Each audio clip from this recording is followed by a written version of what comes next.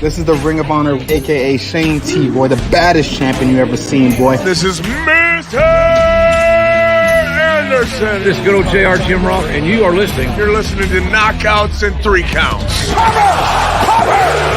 We got a new world champion! That might be one of the craziest knockouts I've ever seen in my life. Knockouts and 3 Counts is the podcast, baby! It's a real deal, baby! Knockouts and 3 Counts starts now. Ooh, what up, no? It is a Thursday. We didn't come at you Tuesday. That's because we had to break the code on a Thursday. We've got the debut of our guy, Cody, the codebreaker, Linne, fresh off of him landing a pretty badass flying knee knockout at Anthony Pettis FC this past weekend. How you doing, brother, man? Good. How are you guys? Can't complain. Pretty shitty weather here in Michigan. I don't know what it's like over there in Chicago, talking about tornado warnings and shit. But how's everything your way? Not too bad over here. No, everything's going good, man. Feeling good, obviously, after the win. Yeah, everything's going good. Hell yeah, man. It's hard for it not to be after that fight. You know, shout out to Anthony Pettis, our guy, Austin Bashy, who I will be on the call for next Saturday as he takes on Ricky Bendejas here at the Hype Athletics Center in Wayne, Michigan. Was going to be on that card with you at APFC, and then I tuned in to see that card and see you in the main event. So, first of all, tell me about the opportunity that it was for you to get on that card. I mean, obviously, it's close to home for you, so I'm sure you got to have a lot of your friends and supporters in there. Like we were talking about before we hit the button, you know, getting to compete in front of people like Anthony Pettis, Sergio Pettis, you know, your own coach, Ben Rothwell, and then you got, of course, John Jones in there. So tell me a little bit about the fight. Tell me about the opportunity, and how are you feeling now that the dust settled? Yeah, that's obviously a big opportunity. Before the fight, I try not to see those names, you know, those big names watching, because obviously added pressure.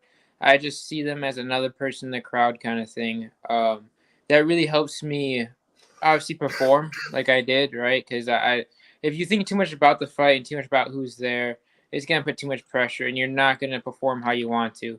But yeah, after the dust settled, man, like now that I can really take that in and realize what I did, I really feel like this is my time now. And I'm finally becoming and understanding who I am as a martial artist and as a fighter. And I think from here on out, like every performance can be better than the next one.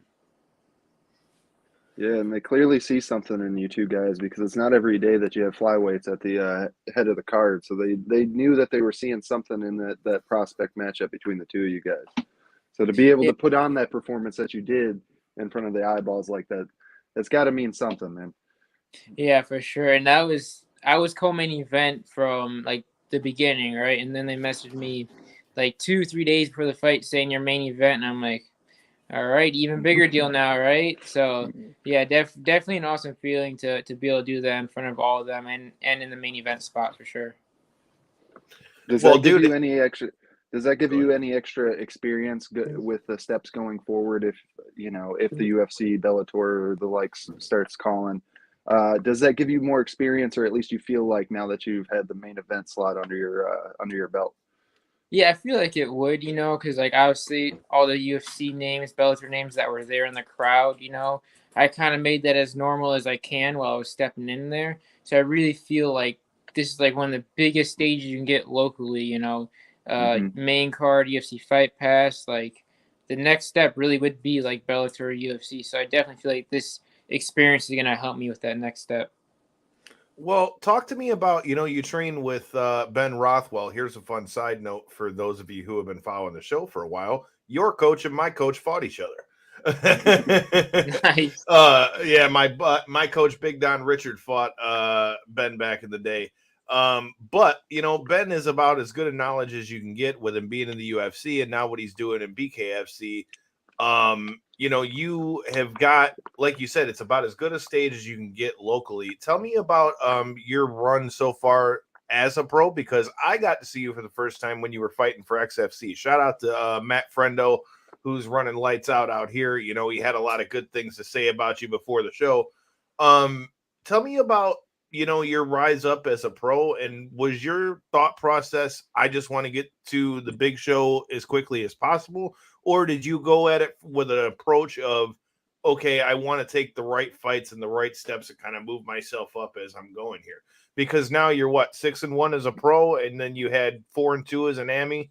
So, I mean, you're looking at, 13 fights. You've had a bunch of fights. And as I've looked at your records of your opponents, they've steadily increased as well. So it's just something I kind of noticed. Yeah, obviously the whole XFC thing, like it wasn't my plan necessarily to turn pro that fast.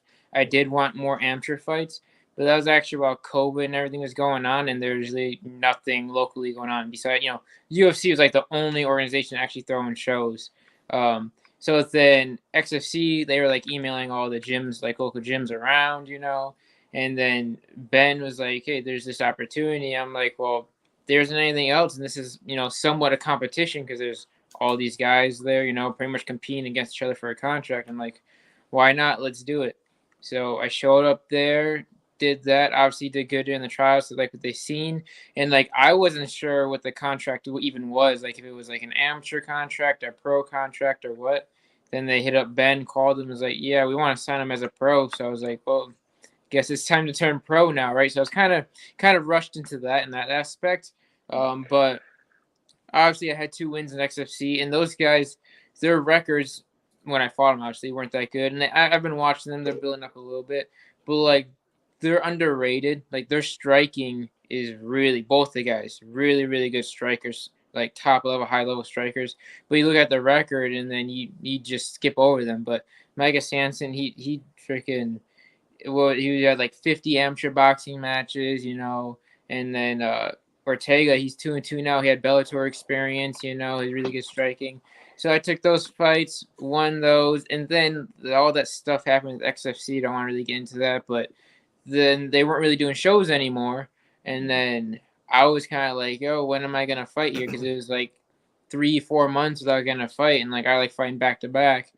So then we asked to get released, got released, fought for LFA, and that's when I had my first loss. And like that loss has changed everything for me. Obviously, this 4-fight win streak.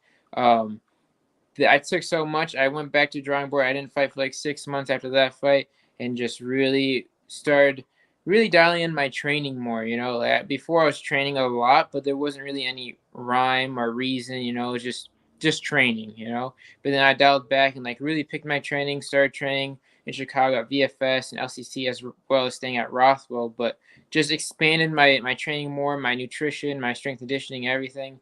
And then, now obviously got back. Next fight was a fight I was supposed to win, we'll say, just get back into it. And then after that, I was like, all right, Ben, I want to start getting these tougher fights and prove, what I'm about. Fought Payne, beat him, and then had another local fight on Ben's show, beat that guy, and then now obviously this fight, my biggest challenge, right? And I really want to prove what I can do, because from the Payne fight, I feel like I finally started to get that experience in the cage that I've been looking for and feeling, and then I just carried that to this fight, because I was feeling my best in the 3rd round of that Payne fight. Like I feel like I was just getting into it, and I was like, all right, now I'm going to bring this fight into this one and just pretend it's round number 4, right? And just keep that rhythm going. And obviously it worked out. I felt really good this fight in the back room and everything. And that was from my pro from the beginning to now. That's kind of the whole journey. And like, I don't want to rush into UFC, right? After this fight, especially, everybody keeps asking me, they message me, commenting, oh, UFC's next. And it's like, sure, it very well could be, but honestly, if like Dana White or Ben messaged me like, "Yo, they want you to fight," me and Ben are already on the same page. We're not taking it. Like, no matter what they ask or offer, we don't want to get into UFC and win a fight, lose a fight, win a fight, lose a fight. We want to be there to make a run for the title, and we feel like we need more experience, more fights before we take that step. I like that. Go ahead, Corey. Sorry, Kyle. You hear a lot of younger fighters with that mentality, and honestly, I feel like as long as you're not I don't want to say in the game for money, because I don't want to put that on the fighters that do have to, make that jump early, because I don't think it's necessarily always a choice. Sometimes it's life circumstance that put them in that spot. But that being said, if you can afford essentially to live out your life and continue to evolve your skills before jumping to that level, I definitely think that is the better move for a lot of these young guys. Or even like you hear the likes of like a Sean O'Malley and stuff talk about it, that he's kind of glad that he got that suspension early on in his career and had the leg injury and stuff, because with that time that he had off, the 2 years, he was able to really develop his skills and turn into the fighter that we are able to see on TV nowadays, compared to what he would have been when he was in there at 19, 20. So you see that from some fighters, and I feel like even more so nowadays that the sport has evolved to the level that it is now. And I truly agree with your decision. I think it's smarter. A lot of times you only get one shot at that big organization, and you really got to make your name stand out while you're there. Well, with that being said, man, that brings up another question I've got too. You talk about, at this point, you had the fight with XFC, you did what you just had with APFC, you fought for LFA, like you said, it's really building, it's really building you up as you're going. And it's cool to see that, because a lot of guys, like Corey was saying, they're running into the UFC, and rightfully so, trying to get their contracts and things of that nature. But I mean, it's real similar to, we mentioned him earlier in the show, but Austin Bashi. I mean, the kid's 9-0 and is on all the different MMA sites about top prospects and all those things. But like you said, you see so many people in 2023 where they get in there and they get in there young. And then look at what we're seeing on The Ultimate Fighter right now. You have a whole team of former pros who were, or not former pros, but former UFC fighters who, are coming back to get in there and get their second chance. Now, can you argue, yeah, maybe are they more seasoned because they fought in the UFC? Sure. But I totally 100% respect wanting to, have yourself ready to go when you get into the UFC. But with that said, we mentioned getting to fight in front of John Jones and Anthony Pettis and anything like that. After you got the knockout, did Anthony or John have anything to say about your handiwork? They didn't say too much. I ran up to them right away. Obviously, like after that, I'm like, I gotta find where they're sitting. Found them. I think I said something like, "Did you like that knockout?" or something like that, right? Anthony was saying stuff, but I couldn't really hear him. He was smiling. John Jones gave me 2 thumbs up, so I figured, I did something he likes, right? But actually, after the show, right after the fight, I talked to John Jones a little bit.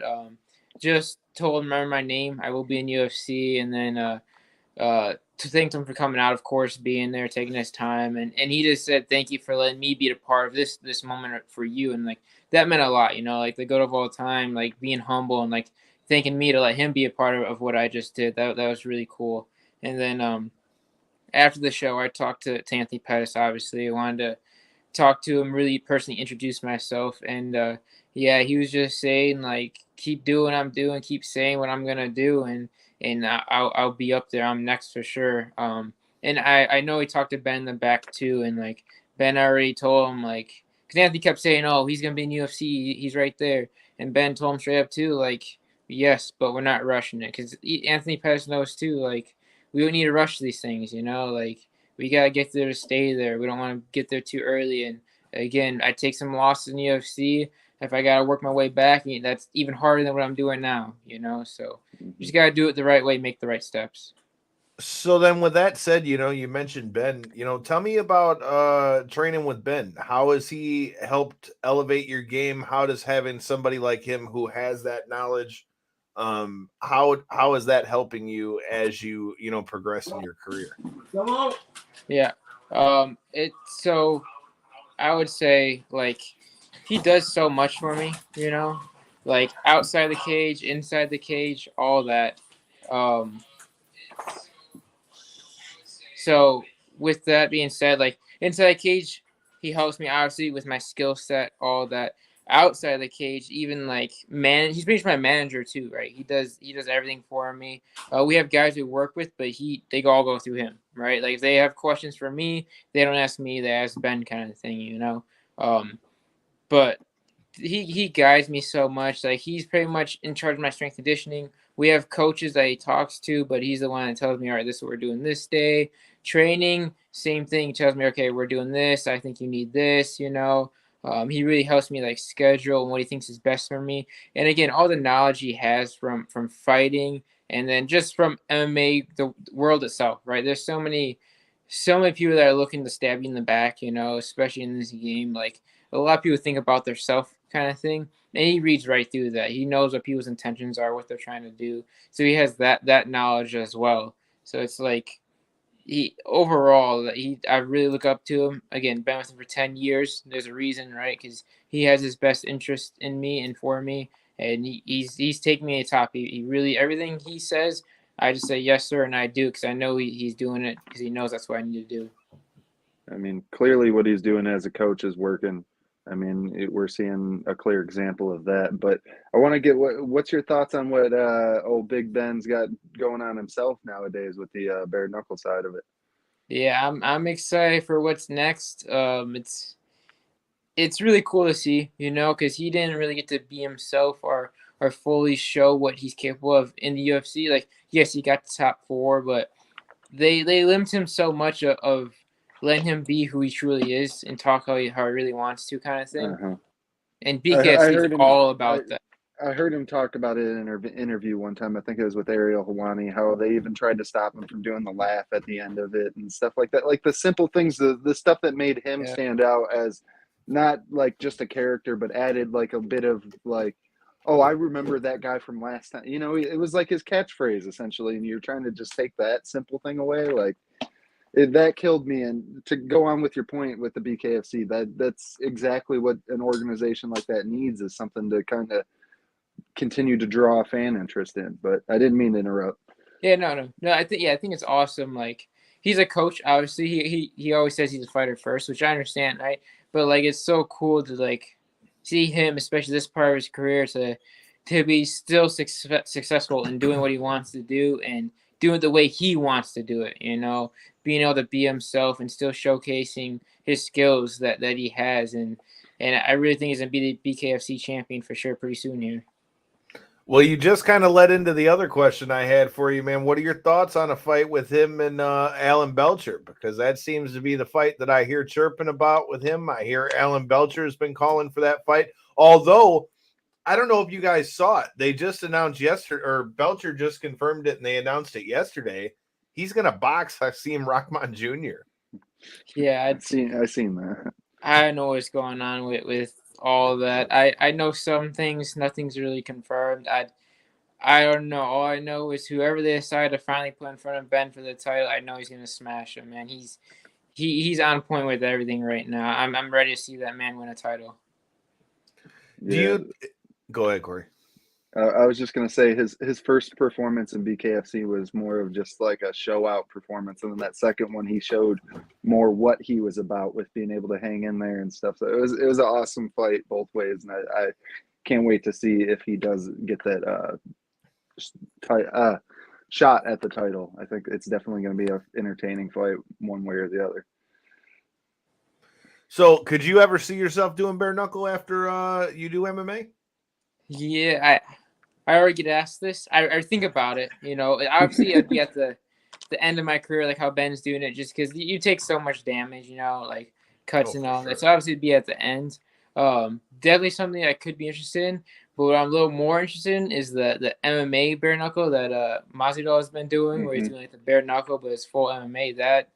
That would be more interesting for me, like with the grappling and everything, without those gloves on, I can still punch. Like that'd be something I would want to try at least one time, you know. Speaking of that, shout out to past guest of the show, Joe Penafiel, who just fought on the last Gamebred FC MMA card, man. That shit was gnarly. And I mean, you got Roy Big Country Nelson throwing them bombs in there. I mean, now, first of all, I did not realize he was that close to 500, but good God, did he clock my man in in that bare knuckle MMA fight. So, you can say all you want about close to 500 with the fucking old big boy Roy, but I didn't say he couldn't still fight. I didn't say that. In my humble opinion, my man should have been fighting at 185 this whole time, and he's been in there 500 with the world's best heavyweights this whole time. So I don't get his cardio. Did you just say he should have fought at 185 this whole damn time? And I where the fuck do you think he's ever gonna make 185? Bro, even losing all that weight. Do I have to point Hold out on a minute. one point of his body that he could have made 185? Dude, 185 though? Yeah, 185 though. Yes, 185. Not 205, 185. No.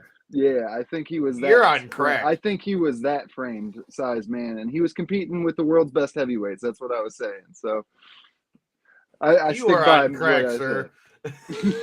You are on crack. He ain't never making 185. I love Big Country as much as the next guy, but there ain't no way I'm in not hell. saying he is anytime soon. I'm just saying with his frame. That's his right. But that man loves to eat. definitely- You let that man eat. You let that man enjoy his fucking food. All right. It worked for him, I guess, right? Yeah. Hey, I mean, what away. can you I'm just say? The saying- man went through and won Ultimate Fighter. He won the IFL championship, did everything in the UFC.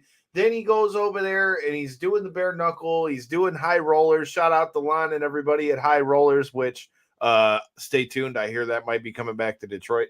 Yeah, man. I got nothing bad to say about Big Country. No, I just I wasn't of all weight classes, that shit was just funny to me. But speaking of weight classes, bro, I mean, so with that said, and talking about how you want to move up, I mean, what do you want to see next? What do you think? What do you think's next for you? So they were obviously, I mean, everything talking about. There's talks about the APFC title. That's an option. Couple more options going around that I don't know how much I can really say about, but would it be inaugural champ for them? I can't say too much. I just mean, would you be the first champ? As I mean, because they no, don't have a current champ, right? There was Immortal Lotus was their champ. Okay, he won the flyweight. That was like 2 months ago. Okay. But I don't know what's going. There's things going on with all that stuff. I get you. I just didn't know if they had already crowned a champion because I know they're only a few events in. Yeah. He was the first one, and now there's stuff going on. So, but yeah, there's options of where I want to go, what I want to do, and it's kind of just really up to me and Ben, to make the right decision for my career, you know. So, it's gonna be definitely another local fight, you know, but. If it's gonna be for the title, it's gonna be a different show. I don't know yet. Are you guys having a hard time getting opponents to come out there to fight you? Or are you at the point where you're having to travel a ton to fight? Because like we were talking about, I'm seeing it with so many of these guys, like, you know, before that, like yourself and Austin and other guys like that, who you're right on the cusp of getting with a Bellator or UFC or that kind of thing. Are you having a hard time as far as finding good matchups? A little. So not this fight, the fight before, we struggled a little bit on Ben's show. This fight, obviously, 2 high level guys, like that's expected. Like if one of them says no, you know, like we're supposed to be fighting each other at this level, kind of thing. But after this, we haven't really been looking for matchups necessarily, so I couldn't really give you a straight answer. I'm expecting it to be a lot harder now, especially after that finish, you know. So we'll see. And probably next week, 2 weeks, we're gonna start looking for another fight, and I'm guessing it's gonna be tough to find the right matchup for sure. I like that turnaround. You had already kind of brought up trying to be quick and continue to evolve that career, and I like that timetable, roughly a month, and start looking for a fight again. Yeah, I'm trying. So usually, like right after I fight, like I want to fight again. You know, I don't really take too much time off. I don't really enjoy it. But like I talked to Ben, to my family, to my friends. It's like I've been in 4 fight camps back to back to back. I had like 2 weeks technically in between one of them, but that wasn't even like I didn't really take the time. I was still like training, doing all that. It was just like I didn't have a fight schedule for 2 weeks. That was the only difference, you know. But now like I'm really taking this whole week. I'm still going to the gym and helping guys and being there for them, but like I haven't really trained this week. I've been, you know, hanging out with my friends and family, really trying to like take this win in, really enjoy it, because that's something I never really get to do. And obviously this is my biggest one. So I'm trying to give back to like my friends and family, not just be greedy with myself kind of thing. And like you were saying before, as long as you're continuing to improve on your skills in between fights and stuff, it's not always about having one scheduled. It's about, working on those things that you can in between camps. And sometimes beyond just enjoying life, to your point, and actually giving back to your family and stuff like that, sometimes that is the best time to, be able to learn and actually evolve your skills, is when you're not feeling that pressure of, well, what's next? Who's my opponent? When do I got to travel? When do I got to worry about weight? So on and so forth. You can actually just focus on, rounding out specific aspects of your game, kind of like what you were talking earlier. Yeah, that's exactly what I want to do too with this time. Like, yeah, we might schedule a fight, but I'm thinking it's gonna be a little bit further, like 3, maybe 4 months, But like that first month, I just really want to just focus on getting better, Like obviously during camp you get better, but you're usually like trying to game plan, focus on just these things. This I just want to like overall for this at least a month, just really focus on every little thing. I know the fight was 3 minutes, but there's still mistakes I made, kind of thing. I want to just adjust those, fix those mistakes, and keep moving forward with those things. Now, when you talk mistakes in a fight like that, not to dive too deep into the details on something like that, but in a fight like that, I feel like other than maybe hand fighting or something like that, there wasn't really too many examples of where you could pinpoint things to necessarily work on. So where, from a professional athlete's opinion, somebody who is just in there, where do you find critiques upon yourself in a performance like that? So when I say fight, it's kind of like in that fight, it's like a general. So it doesn't have to be just in the fight itself. It could simply be the training, the walkout, the back room, the weight cut, like everything that involves. There's always little adjustments I make. Like I look at everything, maybe my mindset, this and that.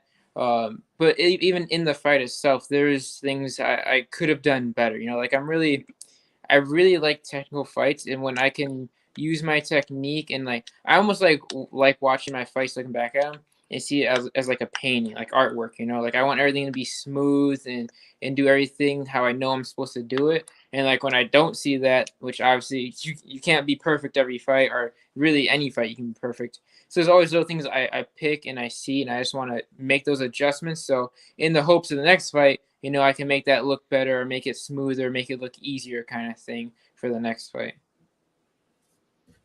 Well, that's a good thing to hear again too, because that just shows that you're always wanting to get better. A lot of guys, on their way up, they think they know, and they think they're the next big thing. Again, being a sponge in the world of MMA is one of the best things you can do.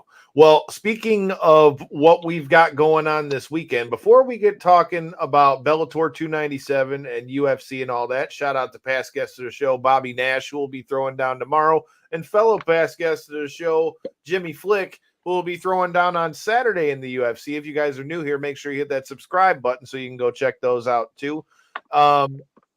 Tell me, man, our show not only covers combat sports. You never know what you might get in the box from us. Sometimes we've had the likes of Chris Cale from Five Finger Death Punches come through here. But we also cover the world of pro wrestling. We've had everybody from Booker T to Diamond Dallas Page and everybody in between. So with a name like the Codebreaker, I got to ask you, did you ever mess with the world of pro wrestling at all? So when I was younger, I used to watch wrestling all the time. I don't really follow it now, like all these new names and stuff. But back in the day, before I even knew what UFC was, like that's what me and my brother, we had like all the action figures, we had the ring, we had the cage, everything. We had like Money in the Bank. It was our thing, But actually, the Codebreaker, it came from, you guys know Dan Stigen at all? Yes, I do. Yeah, it was actually him, right? He was like into pro wrestling a lot, He's crazy, man. But we were just like, he used to be my wrestling coach. He was doing wrestling practice, and then he just kept calling me the Codebreaker, the Codebreaker. And then one day he's like, "Man, you could really market that. You should be called the Codebreaker." And like, then I changed my Instagram Codebreaker and all of that, and like it just stuck. And then it was, I think, like 2 fights ago, he messaged me. He's like, "Hey, you owe me money for that name. I gave you that nickname." But yeah, no, it literally was from. I don't think that's how it works, big dog. Yeah. Yeah, no, but yeah, it was Dan Station, definitely into that pro wrestling aspect. Even how he talked, it was just entertaining watching him as a character. But yeah, he just kept calling me, kind of just stuck. Who are some of your favorites, man? Who are some of your favorites if you used to get down in the pro wrestling world? 100% Jeff Hardy was top for me, number one. Like I would try and mimic him as much as I could. We had like stuffed animals and stuff. We do like interviews, and it was definitely Jeff Hardy was top for me. I can't say that it's a bad pick. I mean, TLC and all that. I actually just got to link up with his brother Matt in LA at WrestleMania and shoot the shit with him for quite a while now. That's First awesome. of all, great fucking dude. Like literally, we sat there and shot the shit for a good 20 minutes, and I was obviously a big fan of them too. When I was coming up, I came up right through that Attitude Era. I will never forget, man. Corey, you'll remember this. So I'll never forget watching the TLC match that they had at WrestleMania and all that. I remember back in the day when you used to have to record that bitch on the VHS. And I'll never forget being mad as shit because this is back before we moved to Taylor. I'll never forget my sister deciding, oh, well, fuck you. I'm going to turn it off, and turns it off while I'm recording a pay-per-view. Now, mind you, Corey, I'm not telling you nothing or anybody who's listening anything they don't need to know. Just to get your parents to buy you a fucking pay-per-view is one thing. And then you got to record that shit so you can watch it again. And then she unrecorded it right in the middle of Wrestle fucking Mania. Safe to say me and my sister might have had a few words on that one. So, you know, I definitely can agree on the Jeff Hardy one. For me, Stone Cold was my guy coming up, but I definitely can't be mad at a Jeff Hardy pick, and it's good to see him back in AEW, which if you're going to be in the Chicago area and going to AEW Collision, first of all, I got 3 tickets for sale if anybody needs tickets.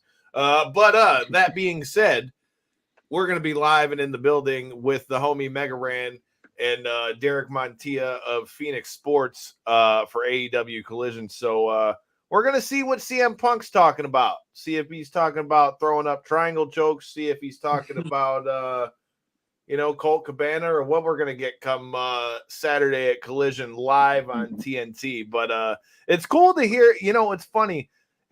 I would say it's probably like 70-30, the amount of fighters that we have on here that like either were huge wrestling fans as a kid and then it just changed, or you have the other side where obviously some just didn't watch it at all. But it's funny to me just how many fighters, the crossover, I've always said this for years, the crossover between MMA and wrestling is so much more than most people would realize. I mean, obviously, most people are going to pick Brock Lesnar, but I mean, if you really think about it, I mean, look at what we're seeing now with Gable Steveson and his brother both being in WWE now. You got Shayna Baszler in WWE. Hell, you got Ronda Rousey in fucking WWE. I mean, hot damn it, dude. Like, what more do you need to say? I have a feeling the crossover is going to only get that much deeper now that the whole brand merger and stuff like that. I feel like you're going to start seeing the retired popular fighters start making their move over to wrestling. I think they should go get the fucking bag. Yeah, hey, I wouldn't be mad, especially somebody like DC who's shown interest in the past and stuff like that. And he's already done stuff with them. He already did. Remember, he reffed the fight has pit. Genuine interest in it, and has the fanfare behind him. Yeah, absolutely, man. Go make that money. So, small note that we might have to talk about at a later date. I was reading something before we got on the show, with this whole merger with Endeavor, with WWE and UFC.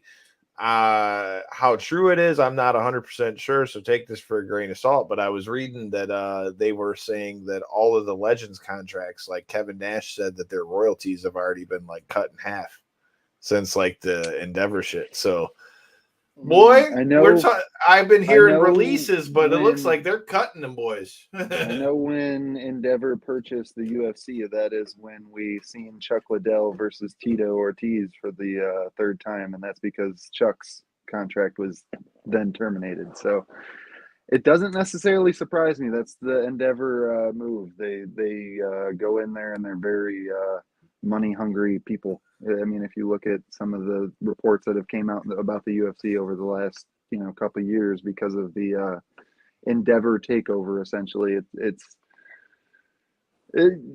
business is business, but it's interesting. Yeah, it's interesting to see. Business is business, but it's just an interesting side note. Well, with that being said, we've got a lot of shit to talk about this weekend. You know, I'm headed to Chicago in the morning. I got to get up at the ass crack of dawn and drive my ass down there. Thankfully, I didn't have to buy any new tires today. Shout out to Bell Tire. But that being said, Bellator 297. Shout out to our guy Bobby Nash making his Bellator debut, UFC vet and all those things. Make sure you check out that chat. He says he's coming in here to bring fireworks against Kyle Crutchmer.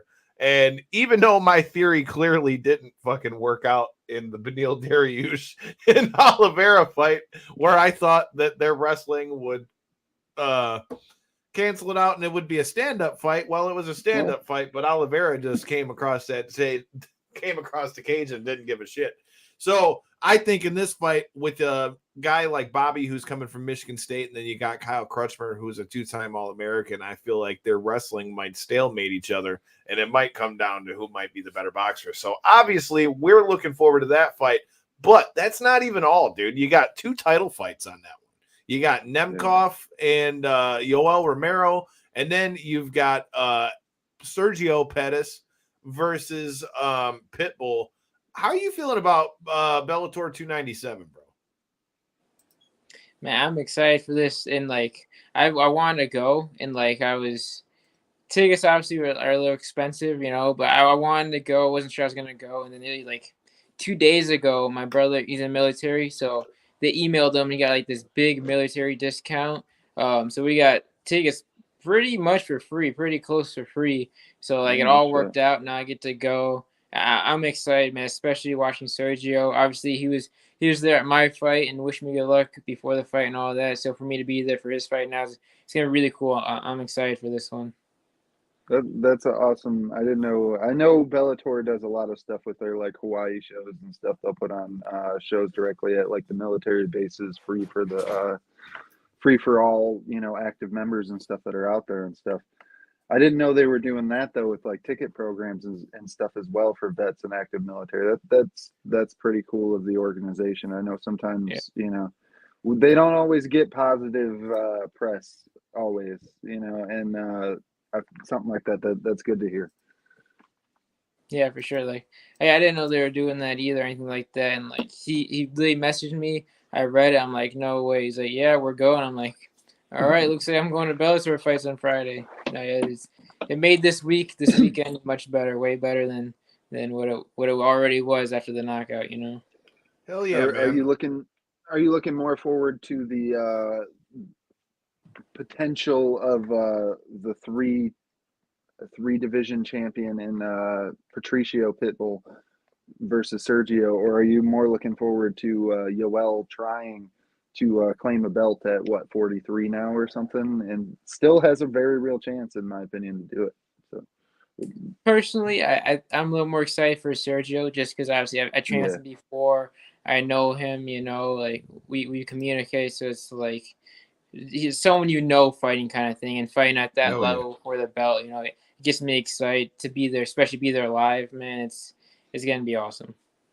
Yeah, I feel like Sergio's sorry, Kyle, but I feel like Sergio he hasn't been talked about enough in this with his return from injury and stuff like that. The fact that he was the champion in Bellator and then they ran the whole Grand Prix around him, you know, hoping to show who was the real champ at the end of it all. He ends up with the injury, and now he returns back from injury and doesn't even end up fighting the guy that won the tournament. He ends up taking on one of Bellator's biggest stars in Patricio Pitbull.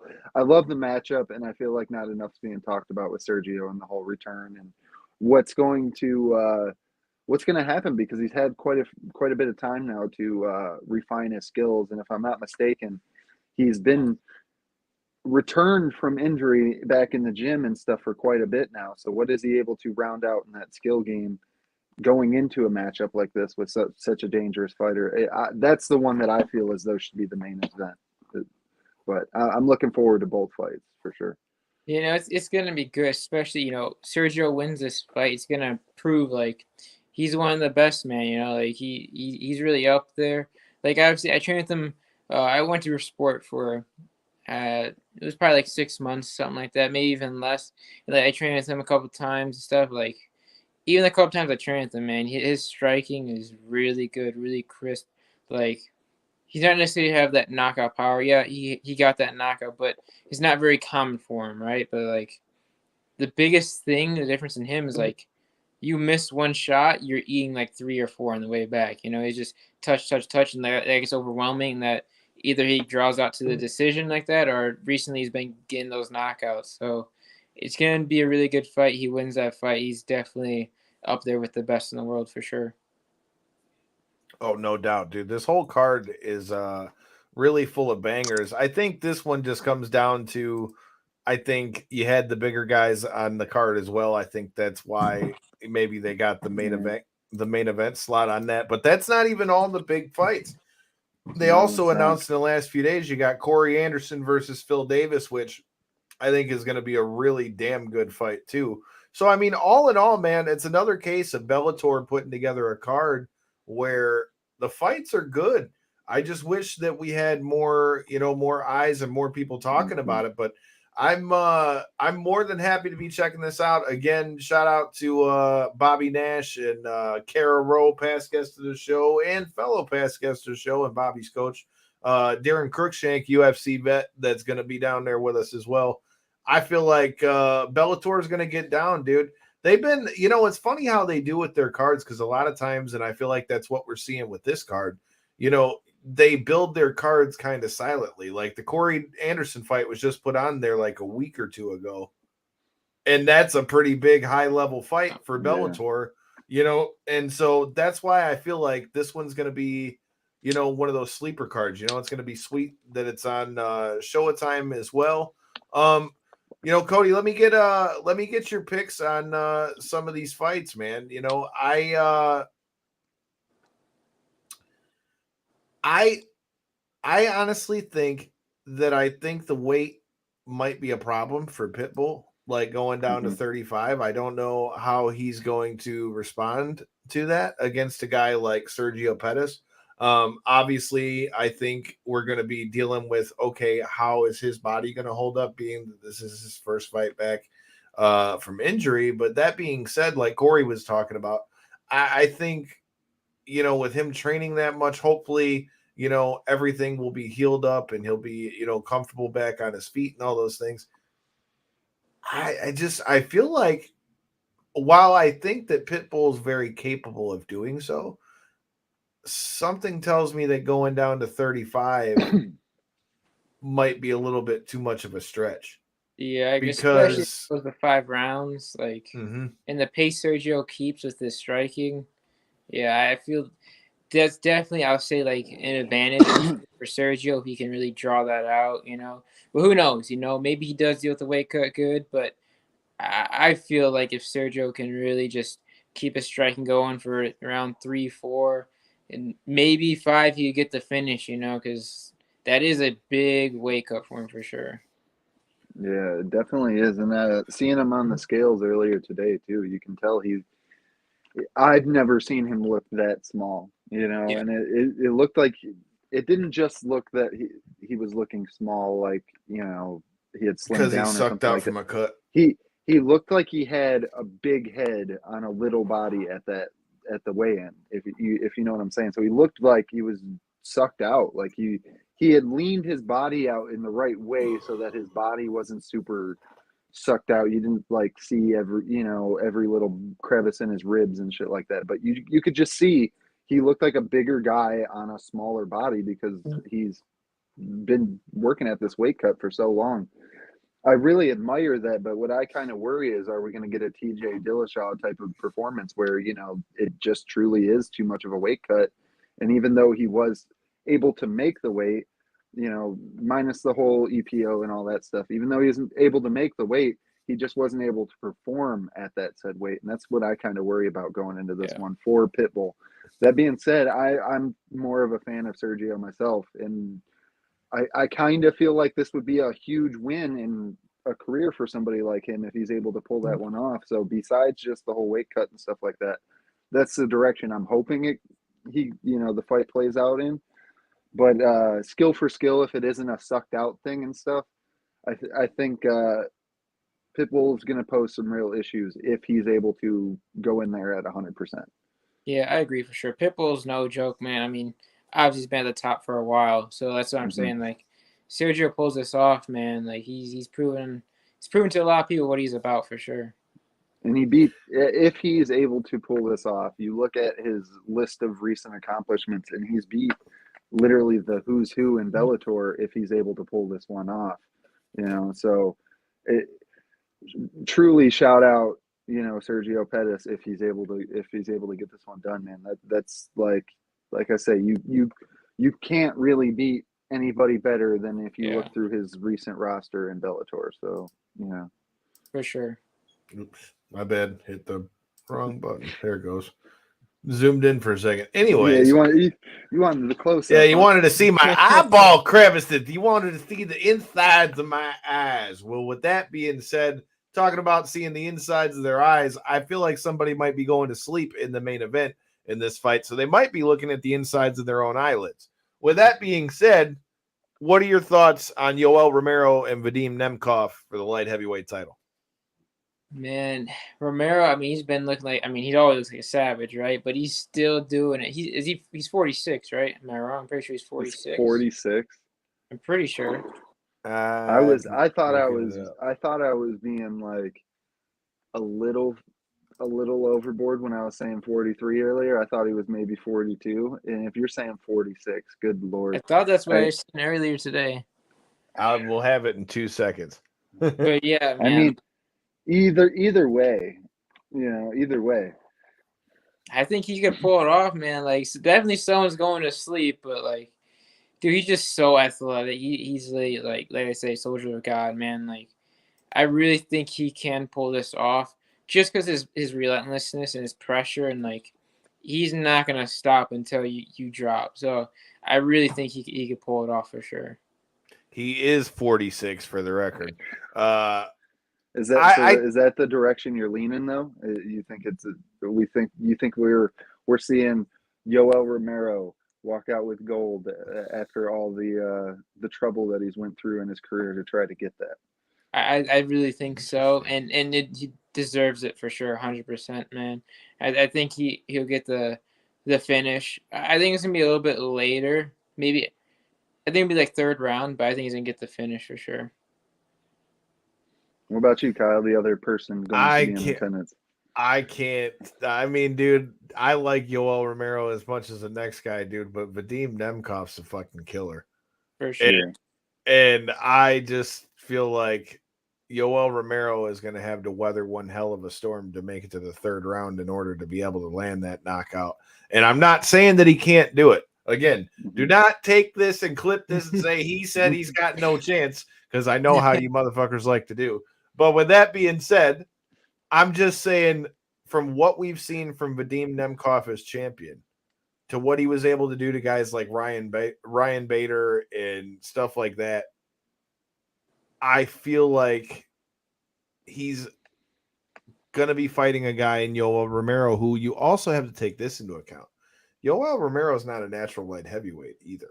Mm-hmm. Like, Yoel Romero has fought at lighter weights before. Yeah. You're talking about Vadim Nemkov, who's a whole ass light heavyweight. So like he's a whole ass light heavyweight. His ass is not going to 185 like you claim that you hoped Roy Nelson would. I mean, he would have to be smoking some crazy weed with high rollers, and then like it'd be having to be like have fat burners and that shit for him to be getting down to 185. I don't know. It would be pretty crazy. But as far as this fight, I think Vadim Nemkov is going to be a little bit too much for Yoel Romero in this one. I just think the youth, and like you said, I think if Yoel Romero wins, it's going to have to be real early and he catches him with a knockout, or it's going to have to be real late where he's going to have to weather a storm and catch him when both guys are fatigued. To me, those are the only two real clear paths I really see to victory for Yoel Romero. Yeah, I could see like you guys are saying early, they're both in there throwing and Yoel just lands one. I could see something like that happening, but my opinion really changed of Nemkov after that last Corey Anderson fight. That second showing really it really changed my perspective on him. I thought he was one of those guys, to your point, that maybe you could gas on him a little bit, get him to start to wear on himself, and then he won't be the same fighter, basically halfway through round 2 and after. And after this most recent Corey Anderson fight, he really showed, to me at least, that he rounded out a ton of skills in his game in that in between camps. He really worked on his cardio. He didn't seem to gas at all in that fight. And I truly think he's one of those fighters that was already a problem with his skills that he brought to the table beforehand. But now that he's able to add the cardio and maybe has a little bit more confidence in himself, I feel like he's going to be really tough for the 205 division for Bellator. All right. Well, speaking of Corey Anderson, he's also fighting on this card. He's fighting against a guy who we've been talking about on this show for quite a long time. For those of you who have been following us as past guests of the show, and one of my old teammates, Miles Jury, has been training with Phil, Mr. Wonderful Davis, for quite a long time. So I'm a big fan of Phil Davis, but boy, I feel like this is going to be a tough ass fight for both guys. I feel like this is going to be a redemption fight for Corey Anderson, but Phil Davis is no slouch for that to happen. As far as for picking one, I kind of think I feel like Corey Anderson's going to come out with a vengeance and need to get a win here. I feel like Corey Anderson's going to get a win here. But with that being said, if he doesn't come out like the Corey Anderson before his last fight, Phil Davis is going to show you why they call him Mr. Wonderful. That's my opinion on that fight. Cody, how you feeling about that one? Yeah, that's a tough one. Like, I feel like that's a really good matchup.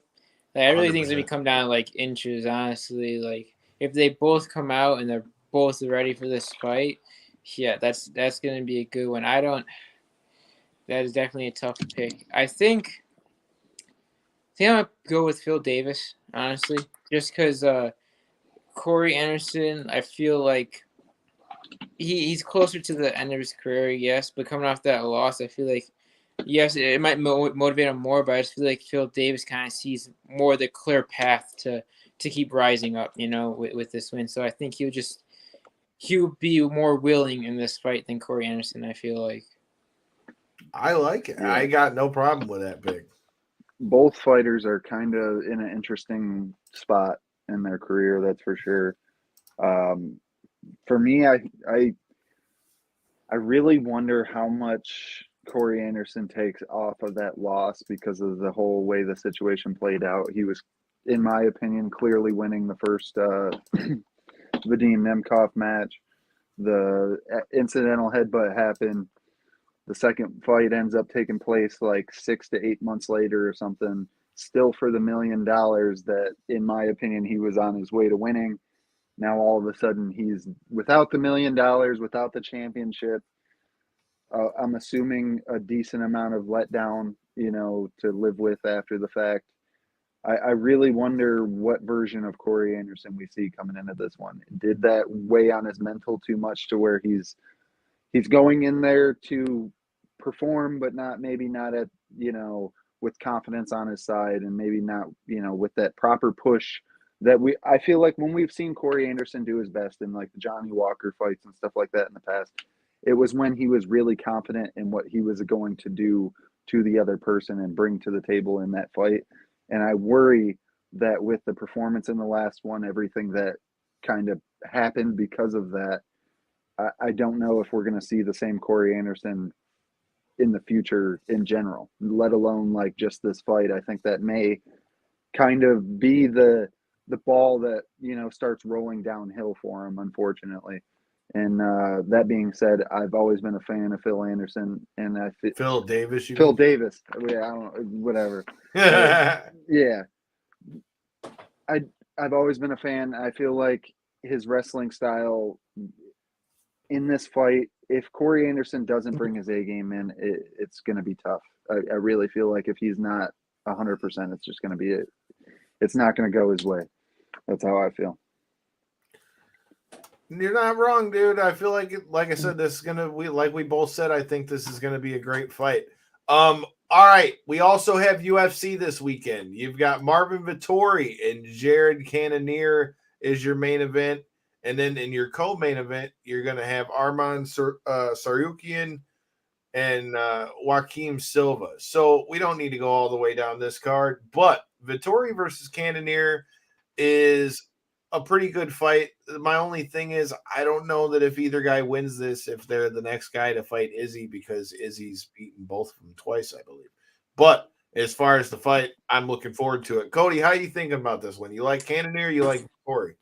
Honestly, I haven't really been paying attention to any. Like, the only fight I'm honestly interested in on that card is actually the prelims. It'd be Carlos Hernandez, training partner, obviously. Like, I'm really excited. It goes Bellator. I watch Sergio, and then I watch Carlos, which he's like #1 guy training. So he put this last camp, we put in so many rounds, grappling, sparring, everything, and like I think he's really gonna take this win. So like that's honestly like the fight I'm really focused on. I didn't really look into the card much more than that, to be honest. Tell us a little bit about him, man. You tell us. I got it right here. He's talking about Carlos Hernandez versus Dennis Bondar.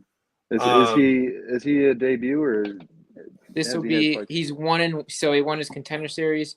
He won a fight right after that, and then he had a knee injury.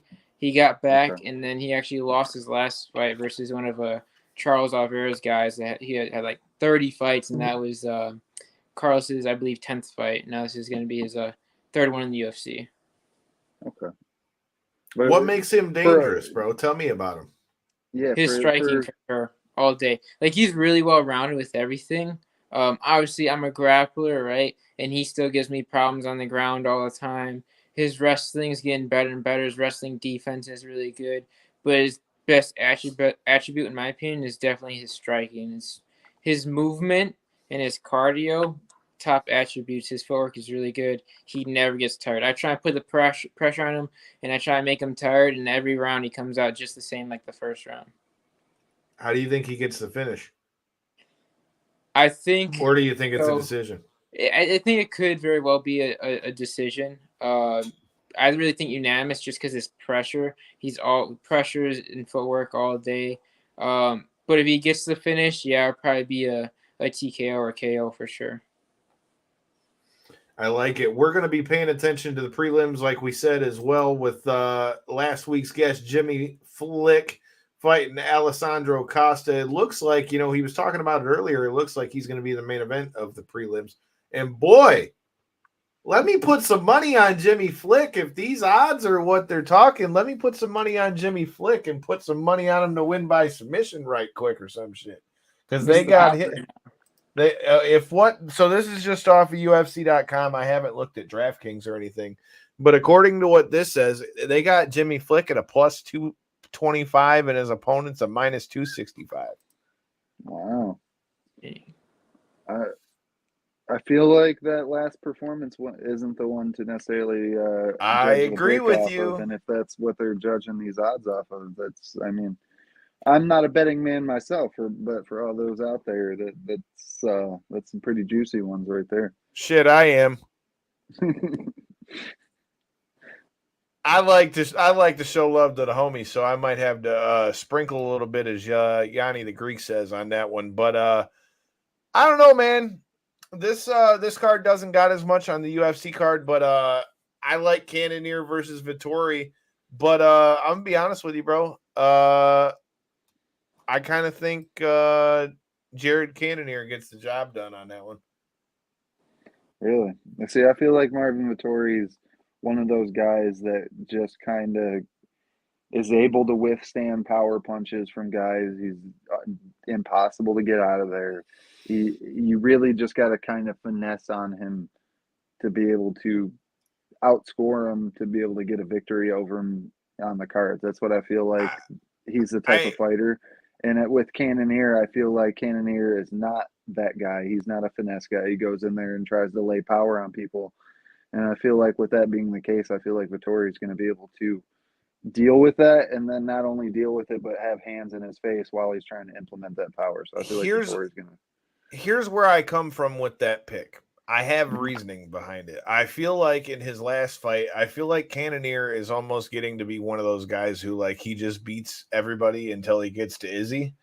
Because as soon as he came out of that fight, then he came out and fucking blasted through people. Like as soon as he comes out, he looks just like Jared Cannonier again. And I feel like in this fight with Vettori, while he's not afraid to strike with anybody and he'll mix up his takedowns and anything, he didn't seem as cracked. He does. That's why I'm saying I don't see him being able, if he gets over aggressive with a guy like Cannonier, if there's one thing that Cannonier's got, whether it looks the prettiest or not, guy hits like a fucking ox. And I feel like for the reasons that I just said with, how he is when he's in, against the top level talent, but like below Izzy, because I think most people would agree, I think Izzy kind of is like a step above everybody at 185. He's beaten most of the top 5, multiple times at this point. So with that being said, I feel like Cannonier is going to be a level ahead, but I still feel like this is going to be a good fight. Cody, what you got? Yeah, I think I agree with you. To be honest, I think Cannonier could get it done. Like, I don't know. Like the division's so weird right now. With like Izzy and everything. It's like what's the next step for them after? Like that's why I say I don't think either one gets a title shot after that. Like, yeah, but I think if I had to pick, I think Cannonier could get it done. I'll go with Cannonier on this. But again, I don't really see like the path for either of them after this fight. Yeah. Well, boys, all I know is it's clobbering time in this motherfucker this weekend. It's going to be the return to CM Punk. Bobby Nash is about to get the job done against Kyle Crutchmer. And then you got the UFC where Jimmy Flick's going to be looking for another flying triangle. Cody, I appreciate you taking the time to do the show with us. Congratulations on the big knockout. If you've got anything that you want anybody who might be new to checking you out, want them to know, let them know where to find you and all that good stuff. And anything you want to put on the table, whether it's sponsors, all that good stuff, the floor is yours, kind sir. I just want to thank everybody. If you watched my fight, seen the highlights, if you're there, thank you. If you're new, don't know who I am, you can, honestly, Instagram is probably the biggest thing I use. The codebreaker MMA is just my username. Just look it up. But yeah, other than that, man, just thanks for having me on. I appreciate it and hope to be on again. You already know, bro. Sorry it took so long, but we will make this happen. Maybe one of these days you'll be the next in the line of the guests. Maybe we'll get down on some Warzone or something. But with that being said, I'm headed to Chicago. Thank God I got that nail out of my tire and I didn't have to buy tires, so I'm not flat broke. So until next time, and then the in-between time, make sure you hit that subscribe button. I heard it might be fight night next week as well, as we're also headed to Chicago to see Tommy Vendetta fight fellow past guest of the show, the Duke John Wayne Murdoch. You got Abdullah Kobayashi and past guest of the show, Atticus Kogar, all in one fucking match. And Darren McCarty, won't be too far from the match. So there might be another hockey stick with explosives on it. So with that being said, this weekend is going to be explosive. Make sure you check us out next week. JD Griffey and Brian Bounty Keith will be joining us. We have the return of JD Griffey from Ring of Honor. And then, like I said, I heard the Duke might be rolling through. So you might want to make sure you hit that subscribe button. Until next time and in the in-between time, peace.